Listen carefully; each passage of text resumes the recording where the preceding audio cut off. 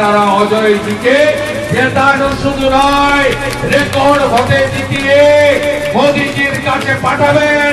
দিল্লিতে ভাজপা সরকার হবে, विकासवाद হবে। और अमित शाह जी संकल्प पत्र जो जो वादा किया वो वादा पूरा करने का काम भाजपा की कैबिनेट अपने पहले मीटिंग में करेगा। बीजेपी जो वादा करता है, एनडीए जो वादा करता है, वो पूरा करने का काम नरेंद्र मोदी जी का सिपाही लोग करता है।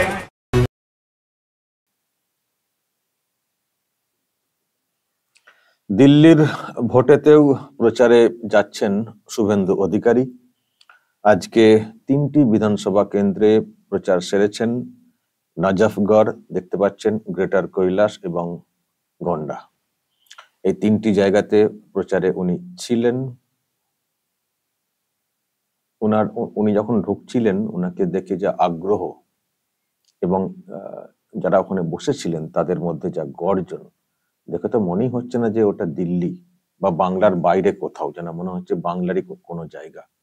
মানে দিল্লিতেও শুভেন্দু অধিকারীর একটা ক্রেজ যেটা দেখতে পাচ্ছি। তবে হ্যাঁ, ওখানে যেখানে যেখানে উনি গেছেন, বাঙালিদের মানে ওখানে অনেকের বসবাস, কেউ মানে কর্মসূত্রে থাকেন,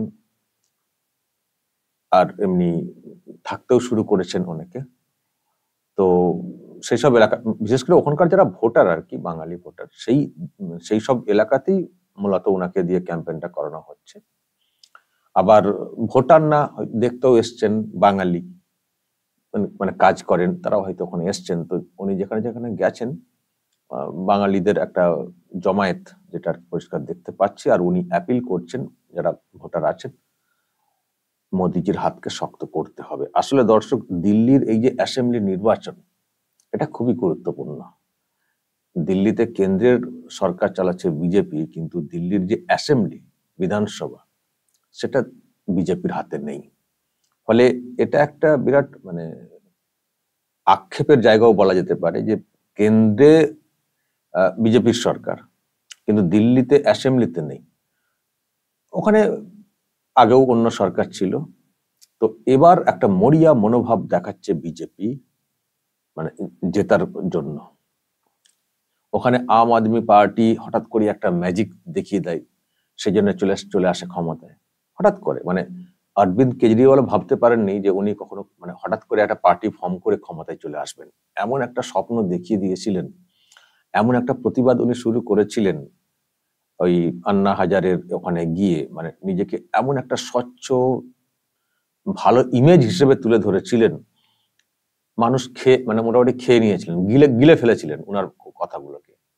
সেই জন্য ভীষণ ভরসা করে ফেলেছিলেন, ভরসা করে ওনার দলকে ক্ষমতায় নিয়ে এসেছিলেন তখনকার মানুষ। পরেবারও নিয়ে এসছেন।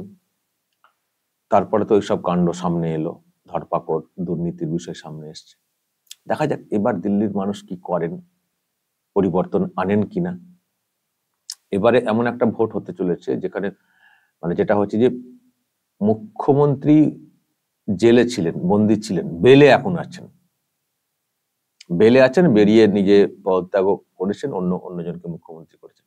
ফলে এই যে একটা দুর্নীতির বিষয় সামনে এসছে, এর কতটা কি ইফেক্ট পড়ে সেটা দেখার। আর ওখানের ভোট আমাদের বাংলার থেকে ভোট ভালো হয়।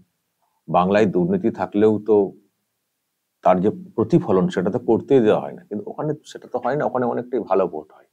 বাংলার বাইরে সব জায়গাতেই ভালো ভোট হয় মোটামুটি, তুলনায় কম বেশি। এবার মানে যেগুলো আছে তার মধ্যে কিছু কম বেশি হতে পারে, কিন্তু বাংলা থেকে ভোট সব জায়গাতেই ভালো হয়, সেটা আমরা বলতে পারি।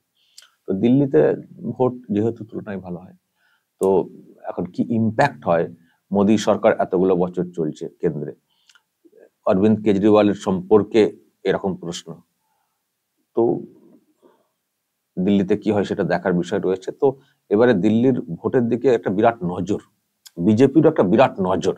আর শুভেন্দু অধিকারী আপনারা জানেন, ওনাকে বিভিন্ন জায়গায় কাজে লাগানো হয়। যেখানে বাঙালি ভোটার, সেখানে ওনাকে প্রচারে নিয়ে যাওয়া হয়। সে মুম্বাই বলুন, ত্রিপুরা বলুন, যেখানেই, ঝাড়খণ্ড বলুন, যেখানে যেখানে মানে বাঙালি ভোটার আছেন, একটা অ্যাপিলের জন্য এই বাংলা থেকে, পশ্চিমবঙ্গ থেকে একমাত্র দেখি মানে বেশিরভাগ ক্ষেত্রেই, আরো অন্যরাও যান, কিন্তু আমি দেখি সব থেকে মানে 1 নম্বরের দিকে ডাকার ক্ষেত্রে শুভেন্দু অধিকারীর নামটা থাকে। তো এটাও হয়েছে দিল্লিতে। দেখা যাক দিল্লির ভোট কেমন হয়। আর দিল্লিতে ভোট রয়েছে 5 তারিখে, আপনারা জানেন। আর আমি তো যাই, যেখানে ভোট হয় সেখানে যাওয়ার চেষ্টা করি, দেখতে যাই। আমাদের মানে আমার একটা অভিজ্ঞতা আমার নেওয়ার জন্য আমি যাই, যে বাংলাতে যে ভোট হয় সেই তুলনায় ওখানে কেমন ভোট হচ্ছে দেখতে যাই। আমি প্রায় গেছি। দেখা যাক দিল্লির ভোটে যেতে পারি কিনা, চেষ্টা করব। গেলে নিশ্চয়ই ওখানকার বাঙালি যারা আছেন তাদের সঙ্গে দেখা হবে। তো এই হচ্ছে ব্যাপার দর্শক। শুভেন্দু অধিকারী ওখানে গেছেন, প্রচার করছেন। শুভেন্দু অধিকারীর প্রতি দলও ভরসা করছে এবং রেজাল্টও আসে। ছত্তিশগড়ে গিয়েছিলেন, ছত্তিশগড়েও ভালো রেজাল্ট এসছে। শুধুমাত্র একটি রাজ্যের রেজাল্টটা ঠিক হলো না, বাকি যেখানে যেখানে গেছে, মানে শুধু ঝাড়খণ্ডের রেজাল্টটা এবার ঠিক মতো করে হলো না, কিন্তু বাকি যেসব জায়গায় গেছেন, যেসব রাজ্যে গেছেন, যেসব এলাকায় প্রচার করেছেন শুভেন্দু অধিকারী, বিজেপির পক্ষে কিন্তু ভালো রেজাল্ট এসছে। তবে আমি একটা কথা বলতে পারি, ঝাড়খণ্ডে মানে ওভারঅল রেজাল্টটা ভালো হয়নি, কিন্তু শুভেন্দু অধিকারী যেসব এলাকাতে গেছেন সেখানে কিন্তু বিজেপির পক্ষে ভালো রেজাল্ট এসছে। তো যাই হোক, উনি দল ওনাকে কাজে লাগায় এবং দল ভালো মানে বেনিফিটেড হয় আর কি। কিন্তু প্রশ্ন একটাই, সব করছেন, অন্য রাজ্যে গিয়ে সাফল্য আসছে, কিন্তু নিজের রাজ্যের সাফল্যটা কতটা কি আনতে পারবেন, নিজের ইমেজ এইসবকে কাজে লাগিয়ে, নিজের শক্তিকে কাজে লাগিয়ে বাংলাতে রেজাল্ট কতটা আনতে পারবেন, সেটা একটা প্রশ্নের। আর দলের ব্যাপার নিয়েও তো অনেক প্রশ্ন তৈরি হয়েছে, আপনারা জানেন বাংলাতে। তো সেসবকে দূরে ঠেলে দলকে শক্তিশালী করে, সাংগঠনিকভাবে শক্তিশালী করে বাংলাতে উনি কিভাবে দলকে ক্ষমতায় আনতে পারেন, বাংলায় যে সরকারটা চলছে তাকে কবে কিভাবে ছুঁড়ে ফেলেন, সেটাও দেখার বা সেটাও প্রশ্নের আমাদের কাছে। তো দর্শক বলুন, দিল্লিতে এই যে গেলেন শুভেন্দু অধিকারী, ওনার ডাক পড়েছে। আরো হয়তো বাংলার কেউ কেউ মনে হচ্ছে যাবেন ওখানে। তো দেখতে পেলাম এক জায়গায় অগ্নিমিত্রা পল ছিলেন সাথে। তো শুভেন্দু অধিকারীর এই যে গ্রহণযোগ্যতা বিজেপির মধ্যে, সেন্টারে মানে কেন্দ্র নেতৃত্বের কাছে গ্রহণযোগ্যতা, বাংলার নেতৃত্বের কাছে তো প্রশ্ন অলরেডি উঠছে, আপনারা জানেন।